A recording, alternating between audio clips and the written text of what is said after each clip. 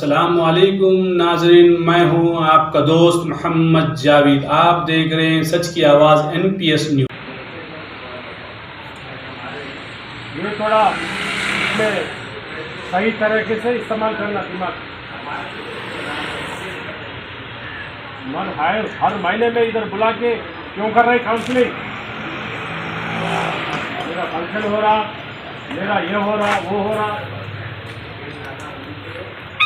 अभी भी मेरा थोड़ा मालूम हो रहे, कोई बाहर से भी इधर आ रहे बोल के मालूम हो रहे।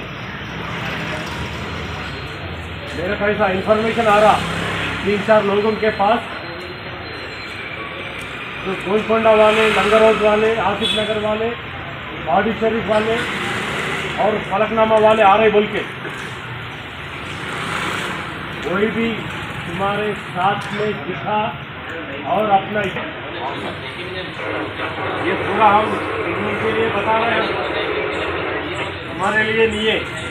केस है तो और ज़्यादा बढ़ जाते, ये सीट बंद होता नहीं और एक्टिव हो जाता।